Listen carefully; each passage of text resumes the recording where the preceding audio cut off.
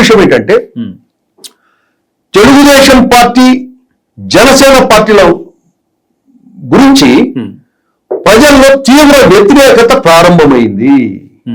ఇది 100%.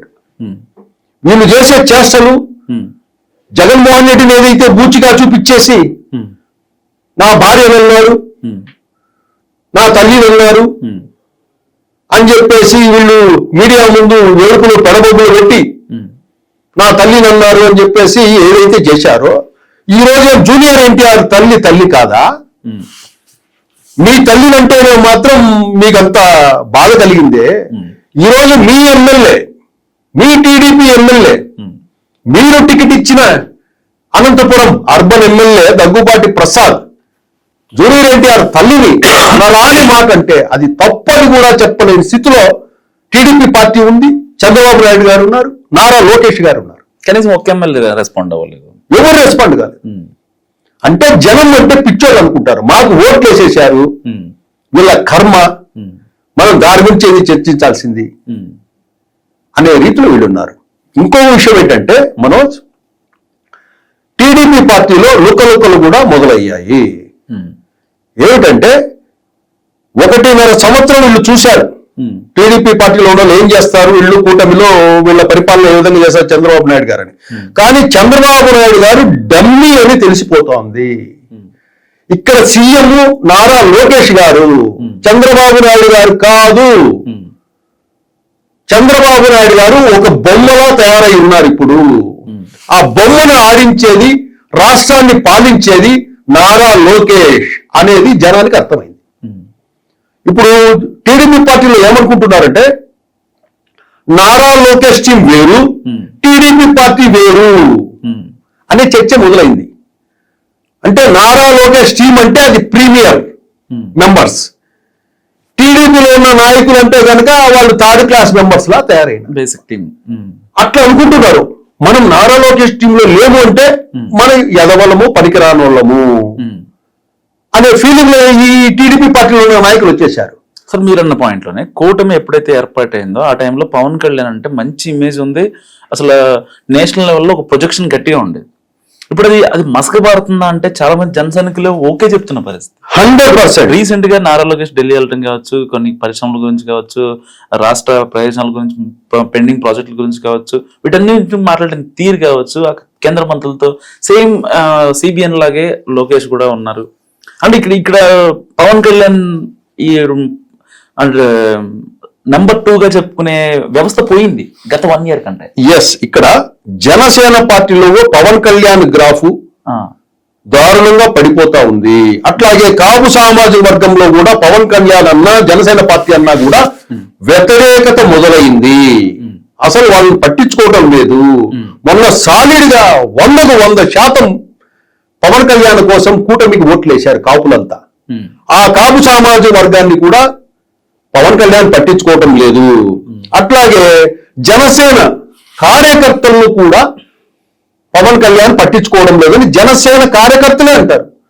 జనసేన పార్టీలో అధికార ప్రతినిధులు కూడా ఇంతవరకు ఆయన కలిసింది లేదు.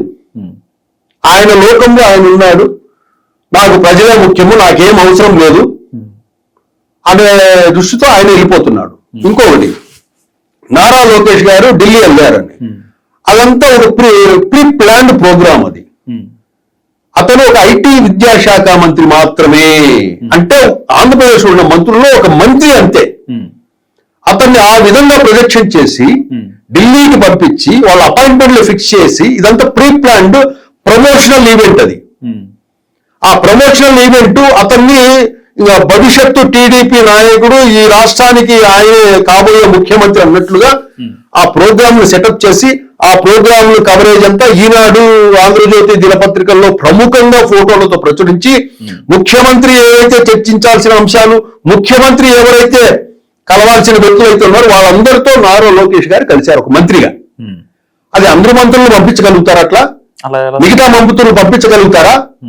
అసలు మంత్రులలో ఒక ప్రోటోకాల్ ఉంటుంది. సీఎం లేకపోతే ఎవరు వెళ్ళాలి, ఫస్ట్, సెకండ్, థర్డ్, ఫోర్త్ అట్లా ప్రయారిటీలో ఉంటుంది. అట్లా నారా లోకేష్ మినిస్ట్రీ కూడా 4వ 5వ ప్రయారిటీ మినిస్ట్రీ. అది నేరుగా అట్లా పోయి కలవకూడదు. వేరే ఎమ్మెల్యే వేరే మంత్రులు పోయి అట్లా పంపిస్తారా మీరు? సెంట్రల్ లో పోయి మాట్లాడరప్పండి అని పంపించరు. మీ ప్రమోషన్ కోసం మీరు ఒక నాయకుడుగా, గొప్ప నాయకుడా, భవిష్యత్ నాయకుడుగా మిమ్మల్ని ప్రతిక్షణ చేసుకోవడానికి ఆ సెటప్ అంతా చేసి అందరితో మీటింగ్స్ ఏర్పాటు చేసి ఫోటోలు తీసి ఏ అంశాల మీద చర్చించారు నారా లోకేష్ అని చిన్న చిన్న రైటప్స్ రాసి ప్రముఖ దినపత్రికల్లో ప్రమోషనల్ గా చేశారు. కానీ ఇక్కడ ఏమవుతుందంటే ఎప్పుడైతే ఈ కూటమి ఎమ్మెల్యేల అరాచకాలు, దాష్టీకాలు వీటన్నిటి మీద ఆంధ్రప్రదేశ్ రాష్ట్ర ప్రజలలో చర్చ మొదలైంది. ఎందుకు చంద్రబాబు నాయుడు గారు వీళ్ళ మీద యాక్షన్ తీసుకోవడం లేదు?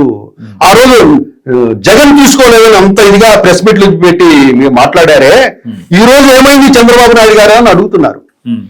జూనియర్ ఎన్టీఆర్ తల్లి అంటే ఒక్క మాట దాన్ని ఖండించలేదే చంద్రబాబు నాయుడు గారు.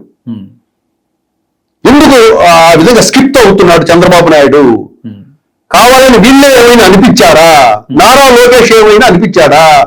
వార్తు సినిమా ఆడకూడదని నియోజకవర్గం మొత్తం ఆంధ్రప్రదేశ్ లో ఎమ్మెల్యేలకు ఏమైనా ఆదేశాలు ఇచ్చాడా? దాని అనుసారమే ఇక్కడ అనంతపురం ఎమ్మెల్యే వార్తు సినిమా మీద నోరు పారేసుకున్నాడా? సినిమా థియేటర్ కాల్ చేస్తామన్నారు, రీల్స్ కాల్ చేస్తామన్నారు జూనియర్ ఎన్టీఆర్. అంటే ఇది ఏదో ప్రీ ప్లాన్ గా నారా లోకేష్ చేయించాడేమో. ఎందుకు వీళ్ళు క్షమాపణ చెప్పమని, బహిరంగ క్షమాపణ చెప్పమని కోరుతున్నారు వాళ్ళు. ఆ క్షమాపణ కూడా చెప్పమని వీళ్ళు ఆ దగ్గుబాటి ప్రసాద్ అనే వ్యక్తికి చెప్పలా. అంటే వీళ్ళే ఏదో అక్కడ చేయించారు అని చెప్పి. కానీ ఇవన్నీ కూడా ప్రజలు గమనిస్తున్నారు, జూనియర్ ఎన్టీఆర్ అభిమానులు కూడా గమనిస్తా ఉన్నారు. ఏదో ఒక రోజు ఒక ఈగోతో మొదలైన పార్టీ తెలుగుదేశం పార్టీ, తెలుగోడి ఆత్మాభిమానం అనే కాన్సెప్ట్ ఈగోతో ఎన్టీ రామారావు గారు క్రియేట్ చేశాడు. ఈరోజు జూనియర్ ఎన్టీఆర్ ఒక మహిళని, ఒక నందమూరికి సంబంధించిన వ్యక్తిని అంత దారుణంగా మాట్లాడితే మీరు స్పందించలేదంటే కనీసం ఈరోజు టీడీపీ పార్టీ పెట్టింది నందమూరి, నాట్ నారా.